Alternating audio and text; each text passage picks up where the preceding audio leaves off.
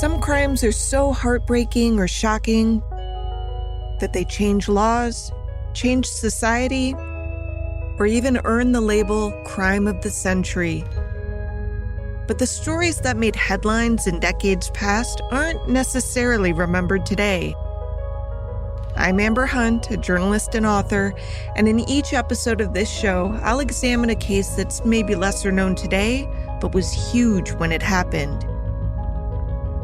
This is Crimes of the Centuries.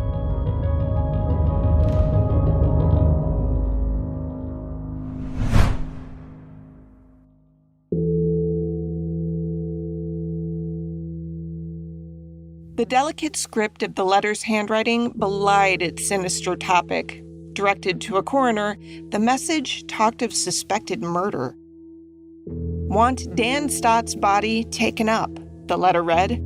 Postmortem examination made, contents stomach analyzed, inquest held, find out cause of death, take charge medicine purchased for Stott last Saturday. The note's signature, a Dr. Cram, suggested a man of medicine was its author.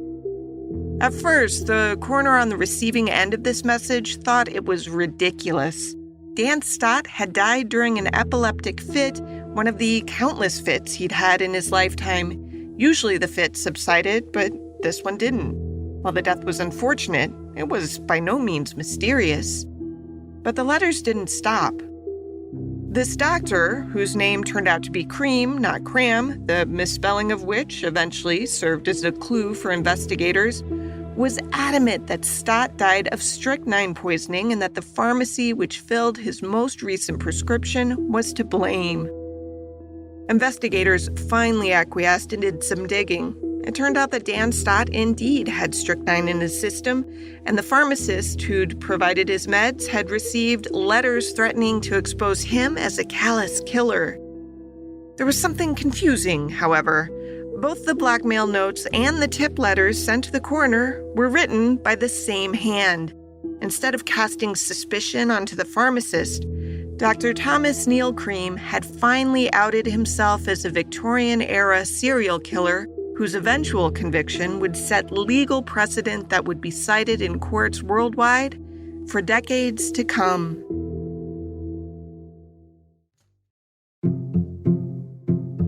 Nothing in Thomas Cream's early years suggests he would become one of the most infamous killers of his day.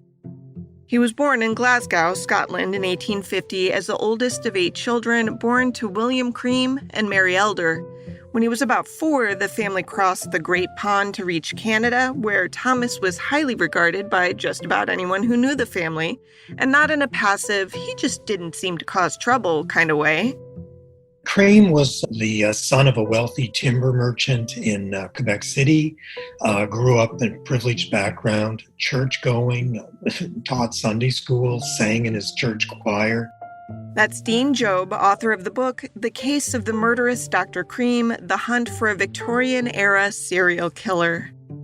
For a while, Thomas worked alongside his father as a shipbuilder, though the work sadly dried up after an unfortunate fire that handicapped the country's shipbuilding industry.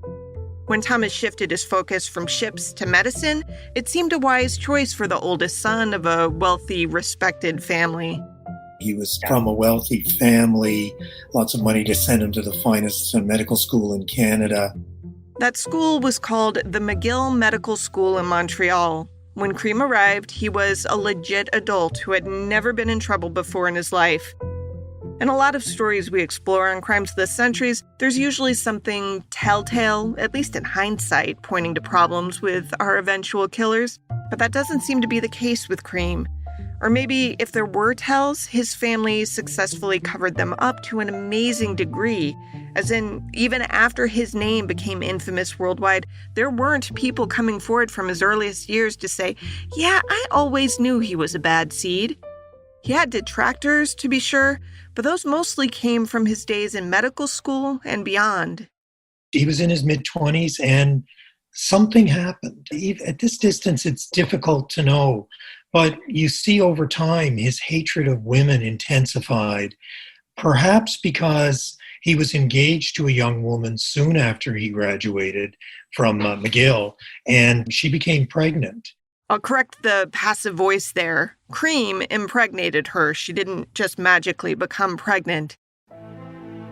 Her name was Flora Brooks, and she was the daughter of Lyman Brooks, a businessman who ran the Brooks House, considered the best hotel in Waterloo. Flora and Thomas met in the spring of 1876 when Flora was 23 and Thomas nearly 26.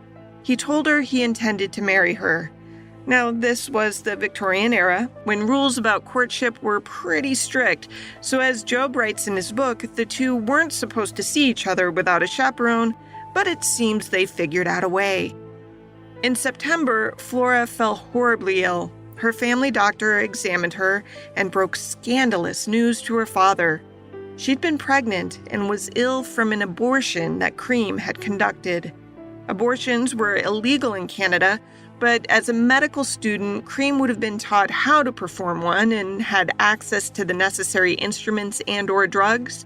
But he was also inexperienced because doctors in training didn't get much hands-on experience back in the day, and this abortion was nearly fatal. Lyman Brooks was naturally furious and in a terrible position.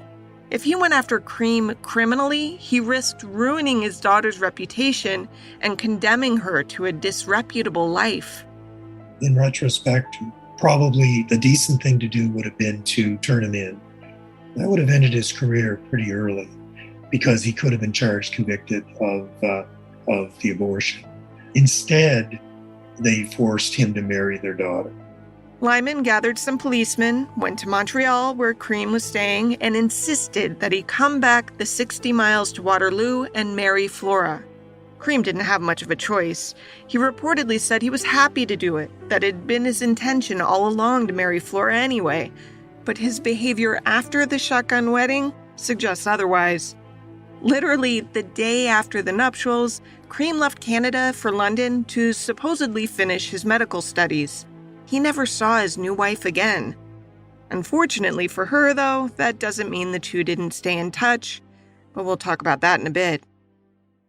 As Job said, something happened during the med school portion of Cream's life, though there's never been a clear explanation of what that something was. What we do know is that Cream's mother had died when he was entering adulthood, so just before he started med school. His mother died when he was 19. That's old enough that it shouldn't have had it's not like he was really young at the time, but he was very devoted to his mother. And by all accounts, it was a horrible lingering illness and death, and he was really badly affected by it. His adoration for his mother didn't translate to other women, whom it seems he saw in black and white terms, that whole Madonna horror complex we've seen in other cases. He began frequenting sex workers in med school and carrying around with him lewd illustrations that others found concerning. But the author Job thinks it was the forced marriage to Flora Brooks that perhaps triggered Cream's darkest impulses. I wonder if that somehow started to snowball into a more general hatred of women, because there's no question, because of the way he targeted women, that he had this burning hatred of women. Abandoning his wife, Cream arrived in London in October of 1876.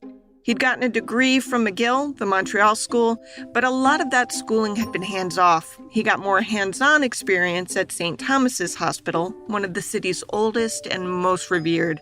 Not 2 decades earlier, famed nurse Florence Nightingale had established a nursing school as part of the hospital. Doctors training at St. Thomas would have spent a good deal of time learning about formulating their own medicines. That was very much a part of a doctor's training. I think today doctors would understand what's in medication, but they actually compounded medicine and dispensed it. Doctors of the era made their own tinctures and ointments and salves and elixirs, and a number of those concoctions had ingredients that sound crazy to us today, like arsenic and strychnine, which I learned while researching this episode is sometimes pronounced strychnine by people smarter and classier than I. At the time these poisons were used, they were typically included in minuscule doses. Well, in trace amounts, strychnine was, at the time, had therapeutic value. It doesn't now, but in very trace amounts, it was used as a muscle stimulant. In a lethal dose, of course, it almost makes the body uncontrollable muscle spasms like a runaway train, but it could also be a muscle stimulant. So he knew all about strychnine, and he knew what a lethal dose was. He also knew how and where to get the drug, which by the late 1800s had caused enough horrific deaths to be regulated. Strychnine poisoning, by all accounts, is one of the most painful and cruelest deaths you can imagine. It's not like arsenic, which stops the heart in a way that can be mistaken as natural cardiac arrest. Strychnine attacks the muscles, causing violent spasms that come and go. People stricken with it have fits that subside, making them think maybe they'll be okay. But then the fits come on again even stronger, so by the time they die, they had known they were dying. Sometimes the agony was extended long enough that a doctor had time to arrive, but the doctor was useless. The only benefit to this prolonged torture was the fact that in between the violent spasms, the patient typically was more or less normal, allowing them to share information about what had happened leading up to the spasms. Anyway, because strychnine was so deadly, everyday people weren't supposed to be able to buy it. You had to be a doctor. Pharmacists were supposed to check a registry of licensed physicians before dispensing any narcotic or poison, and if your name wasn't on that list, you weren't supposed to have your request filled. This wasn't much of an obstacle for Cream, though, because he was a doctor. Granted, he still wasn't on the list of approved physicians in London, but he easily persuaded a pharmacist to look past that and fill his orders because he looked and acted the part. By all accounts, his bedside manner was impeccable, even if his personal behavior raised some eyebrows. Included in that behavior was, of course, his indulgence in sex workers, but also in his pursuits of other women, too. Twice, he seemed to launch into proper courtships of women in London who didn't know he was already married. Both times, his efforts were thwarted because word got back to Flora that her husband was trying to woo someone else. She and Cream wrote letters back and forth, and included in his notes to his missus were pills that he assured her would help her health. She began taking them without telling anyone else, and she quickly fell quite sick. When she told her father and doctor that she'd been taking medicine sent to her by her husband, they insisted she stop taking it. And while her health improved, she never seemed to fully recover. She died the next year. She was only 24. Her headstone reads, "The wife of Dr. Cream." She clung to the respectability that gave her, even though her doctor later did not report this, but later admitted to Scotland Yard that he suspected Cream had been shipping poisoned medicine to her that she had taken. I'm confident, given the evidence, that this was his first victim. She was nowhere near his last. After Thomas Cream's studies were finished in London, he tried to get licensed there, but failed. He tried again in Scotland, and after 2 sets of tests, passed. This was in 1878, the year after Flora's death. Cream would return to a different London, as in London, Canada, to set up his first medical practice. Within a year of his launch, a young girl named Jessie Bennett went to a privy behind Bennett's fancy store run by her parents. When she opened the door to the outhouse, she found a woman seated, slumped and unresponsive. A doctor named James Niven estimated she'd been dead for a few hours, and based on the chloroform found in a bottle nearby, he suspected she'd been poisoned. That she had raw skin on her nose and cheeks suggested that someone had forcibly held the chemical to her face until she died. The woman's name was Catherine Gardner, though she went by Kitty. People who knew her said she hadn't been feeling well in recent weeks, and Dr. Niven's autopsy uncovered why. She was about 8 weeks pregnant. Given the stigma attached to being unmarried and pregnant, some assumed that maybe Kitty had killed herself with the chloroform, but Dr. Niven and others testified at the inquest that this wasn't possible. She would have passed out before inhaling enough to kill her, much less to burn her skin. The last time anyone saw Kitty alive, she was walking toward the office of Dr. Cream, who eventually admitted that he had treated Kitty for minor ailments before confirming for her that she was pregnant in April 1879. He testified, quote, "She offered me $100 to make her right. I said I would not touch her for $1,000. She cried in my office and said she would poison herself. I said I could do nothing for her," end quote. Now, heads up that I'm about to throw a lot of info at you because, in a rather involved and convoluted turn of events, a maid at a nearby hotel who knew Kitty well came forward with the most far-fetched tale involving Dr. Cream. This woman said that the father of Kitty's child was just some rando named Johnson, but that Cream had suggested Kitty seduce a rich guy named William Burrell so that she could accuse Burrell of being her already conceived baby's father and then blackmail him, and Cream promised he'd back up her paternity claim and the two could split whatever they managed to get Burrell to pay. The inquest panel pretty much ignored that claim, but they did agree that Kitty had been murdered. They just didn't know who did it. It was determined that the chloroform had been, quote, "administered to her by some person or persons to us unknown," end quote. Cream was a prime suspect, but no one was ever charged in Kitty's death. The cloud of suspicion that hung over the doctor was enough to run him out of London, though. He set up shop in Chicago and quickly found himself in trouble again when he performs a surgery on a woman who dies, botches the operation. The woman killed was named Mary Ann Faulkner. He actually stands trial at that point. Now, again, he's almost been caught once. He was a prime suspect. Stands trial, but his father has the money to buy him the best of legal representation. A lawyer also known to bribe juries, although there's no direct evidence of that. But by whatever means, Cream is acquitted of that crime. So at this point, Cream has been suspected of murder by his late wife's family, was run out of practice in London for being embroiled in Kitty Gardner's death, and has stood trial for killing Faulkner during an operation. Still, he was allowed to keep practicing medicine. Then 2 more women died in his care, Alice Montgomery and Ellen Stack. If police had paid attention to these deaths, they might have noticed what Job calls a strange MO emerging. He starts accusing druggists of botching his prescriptions, putting too much strychnine in, deflects the blame to them, starts threatening blackmail. Of course, he didn't do this overtly. He signed fake names to the blackmail letters, but his efforts to obfuscate were sloppy and likely could have been flushed out at the time if only those women's deaths had been seriously investigated. But they weren't, because Cream had made a habit of choosing marginalized women as his victims. No one worried too much about what had happened to them. Next, Dr. Cream struck up a relationship with a woman named Julia Stott, who had a better reputation than the other women he generally surrounded himself with. Julia was married to a man 24 years her senior. That man, Daniel Stott, had suffered with epilepsy much of his life and took medication to calm his seizures. He'd become a patient of Dr. Cream's, but he lived a good hour away and was a busy man, so he typically sent Julia into the city to pick up his medication.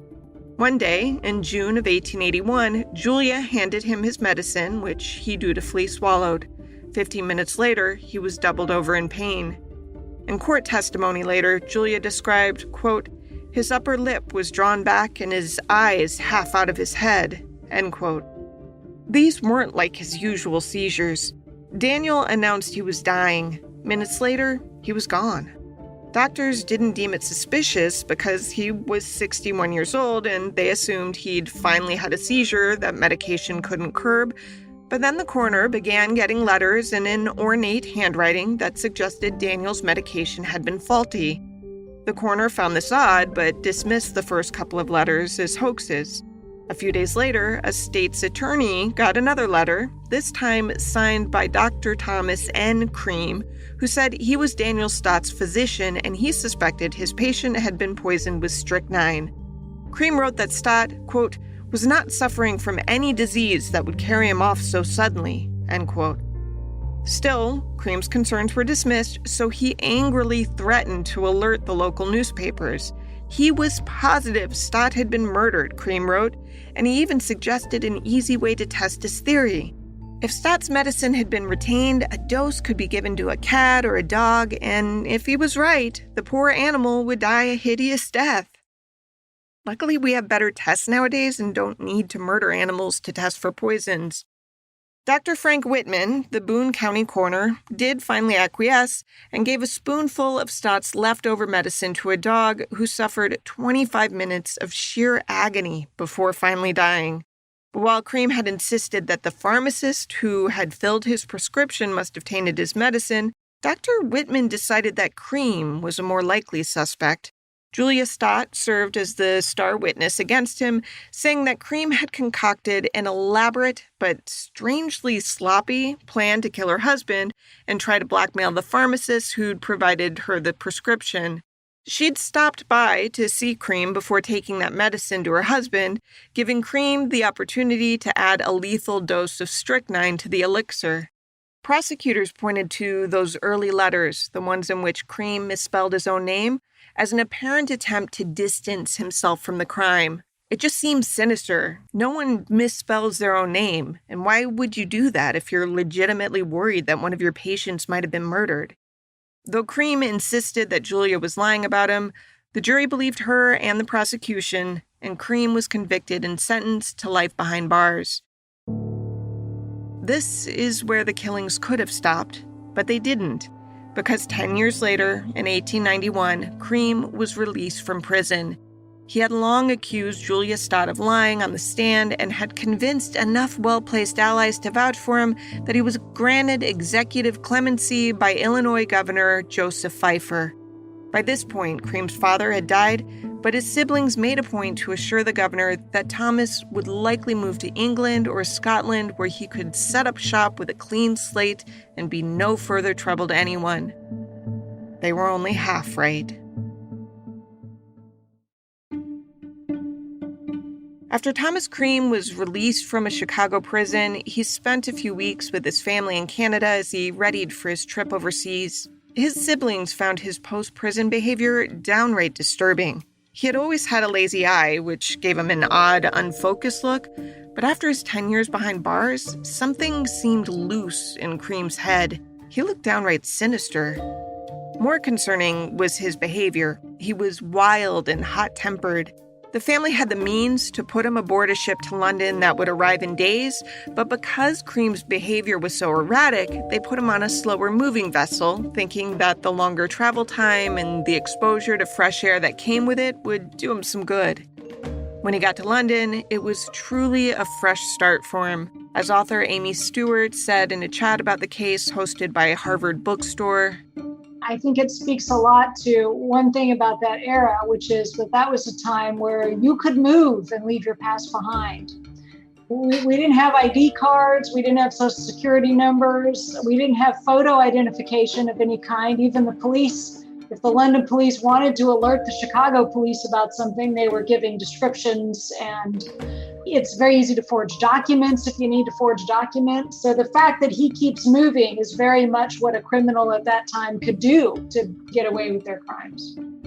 Cream helped his cause with a slight name tweak as well. Instead of going by Thomas N. Cream, as he had in Canada and the United States, he went by Thomas Neal. This helped him thwart being identified by eagle-eyed newspaper readers who had seen stories about his conviction and release reprinted in publications worldwide, because that's one database that had evolved a good bit since the 19th century. Wire services like the Associated Press were decades old by then, and crime stories were the bread and butter of most newspapers, meaning that Dr. Cream was fairly well known.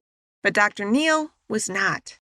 Within months of the new doctor's arrival in London, the first body fell.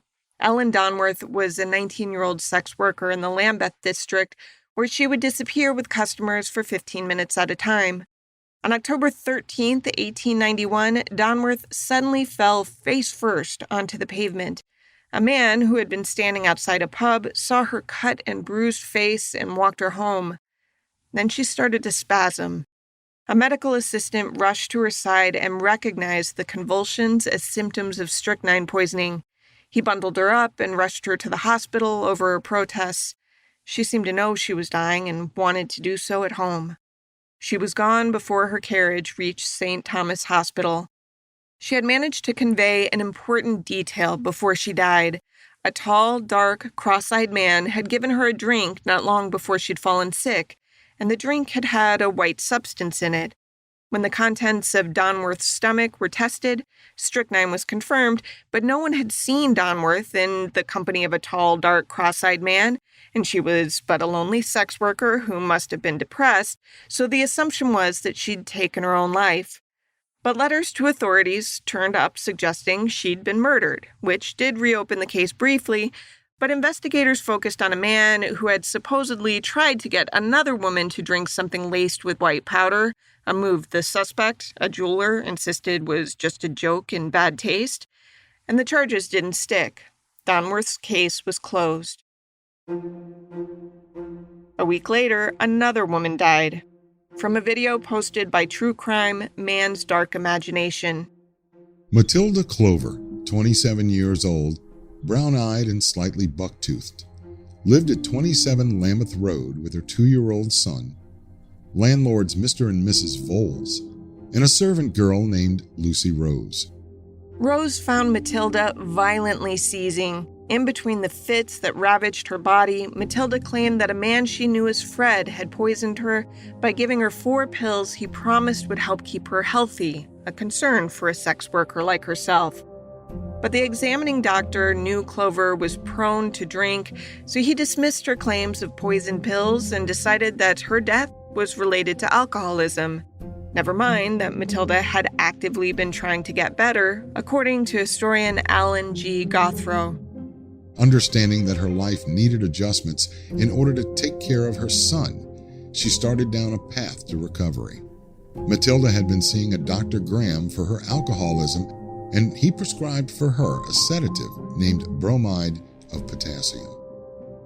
Dr. Graham said Matilda must have mixed alcohol with his sedative prescription, causing her death. Even though Matilda's symptoms were the same as Ellen Donworth's, one was cataloged as suicide and the other as alcohol poisoning. Yet similar letters were circulating claiming that both women had been murdered. Letters sent by an M. Malone to 2 prominent members of society, a Dr. William Broadbent and a high-focus aristocrat, Lord Russell, demanded £2,500 for both in order to keep the information secret that they were responsible for Clover's death. This seemed strange since authorities did not consider Clover a murder victim at the time.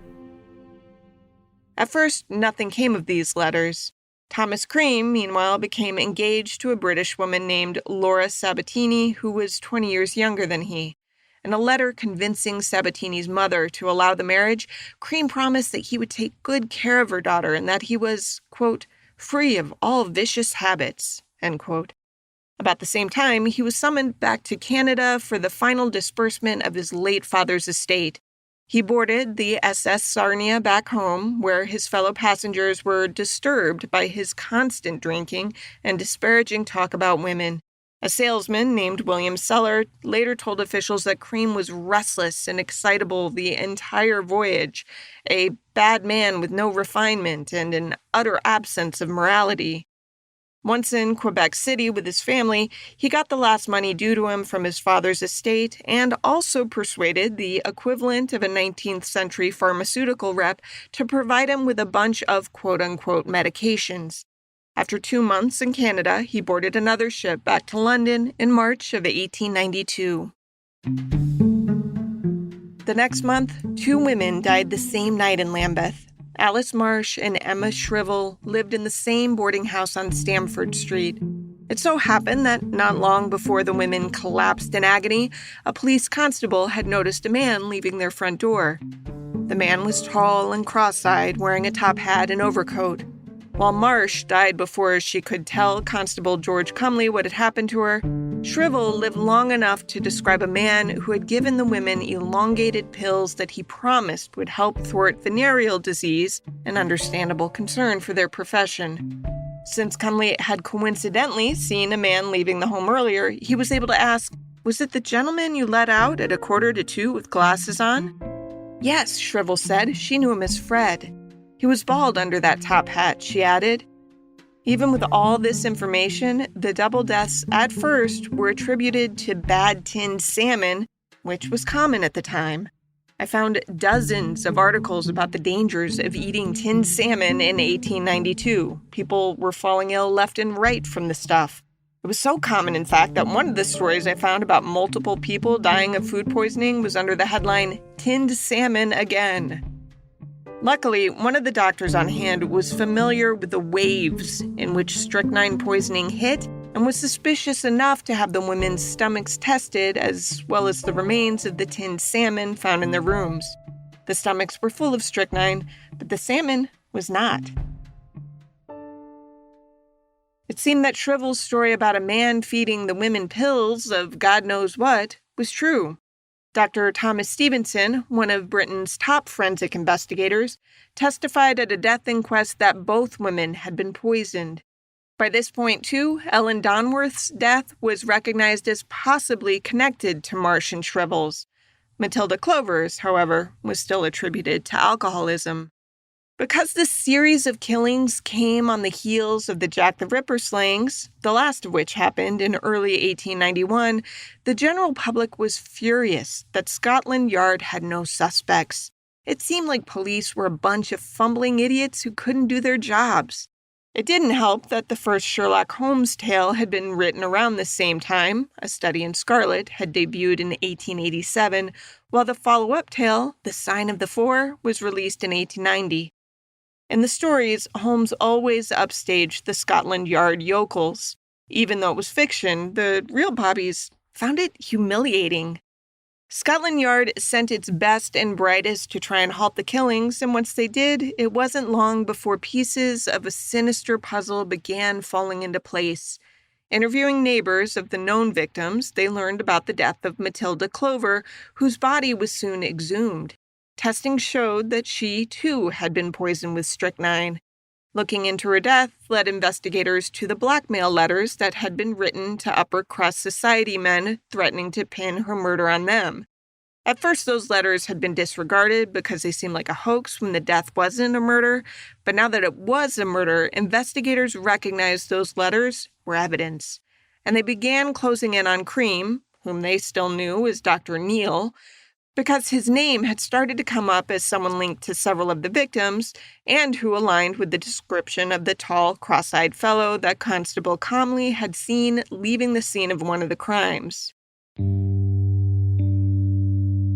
One investigator, Sergeant Patrick McIntyre of Scotland Yard, managed to Columbo routine his way into getting a sample of Dr. Neal's handwriting, which matched the distinctive handwriting in the multiple blackmail letters. Neal was charged with extortion and kept in custody to await trial. This is Greg Ross, who covered the Lambeth Poisoner in one of his final podcast episodes in 2021 on the futility closet. Documents found in his room established his real name, Thomas Neal Cream, and a background in North America, so Inspector Frederick Smith Jarvis headed west to investigate. Armed with the doctor's real surname, Jarvis uncovered all of the doctor's checkered past in both the U.S. and Canada. He learned of his marriage to Flora Brooks and of her mysterious death after taking pills he had shipped to her.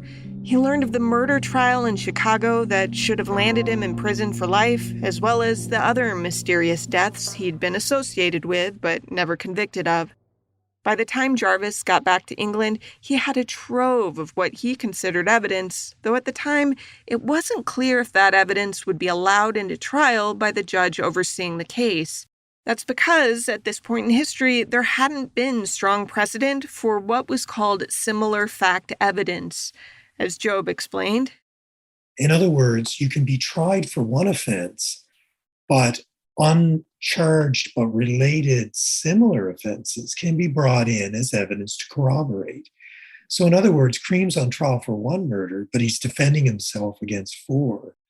The judge allowed this, and it was an incredibly important ruling. That ruling, which, by the way, was never appealed and was cited in cases for decades afterward, was one nail in Cream's coffin. The other was a woman named Louisa Harvey. Harvey was a sex worker whose name had been mentioned in some of the blackmail letters as a murder victim. Try as they might, though, investigators with Scotland Yard hadn't been able to track down the details of this death. When Harvey read her own name in a newspaper as one of Cream's purported victims, she stepped forward to tell her story. A woman he thought he'd murdered actually had fooled him. He thought he'd watched her take the medicine. They were on the Thames embankment. This was Lou Harvey, and she fooled him. It was kind of dim gaslighting on the walkway, and she dropped the pills after he checked her hands, and he was satisfied she'd taken them. Well, she testifies at his trial. Normally, a sex worker's word against that of a doctor wouldn't have gone far, given the prejudices of the time, but Louisa was a strong witness. Since her brush with death, which she'd been leery enough to avoid but hadn't fully comprehended until Cream was on trial, she had moved away from London, given up sex work, and gotten married. She was using a different name in her day-to-day life, but had her husband's support when she came forward with her tale about Dr. Cream. It helped ensure his conviction. On November 15, 1892, Cream was ushered to the gallows. Years later, his executioner would claim that just before the trapdoor opened beneath him, Cream had begun a confession with the words, "I am Jack," as in the Ripper. As such, Cream's name is sometimes on the list of possible Ripper suspects, though the author Job said that's unlikely. For starters, the MOs were completely different, but more importantly, Cream was in an Illinois prison serving time for the death of Daniel Stott when the Ripper terrorized Whitechapel. In the end, Cream hanged for just one murder, though he'd been previously convicted of another and is suspected of committing 10 in all. In each case, his victim had trusted him, implicitly, willingly taking the poison that he had passed off as medicine. He would go down in history as one of the most fiendish killers of the Victorian era. To research the story, I read The Case of the Murderous Dr. Cream by Dean Job, which he sent me because he's a mensch. I also watched/listened to several talks given by Job and other authors who've explored the case. Crimes of the Centuries is a production of the Obsessed Network. To learn more about its shows, go to obsessednetwork.com. This episode was written by me, Amber Hunt, and produced by Jennifer Swatek. Steve Tipton edited the script. Original music is by Bruce Hunt and Andrew Higley. Other music comes from Blue Dot Sessions and Universal Music Productions. If you like us, help us out by rating and reviewing us on Apple Podcasts. For more information or to recommend a case, go to centuriespod.com. On Instagram and Twitter, we're at CenturiesPod, and check out our Crimes of the Centuries podcast Facebook page.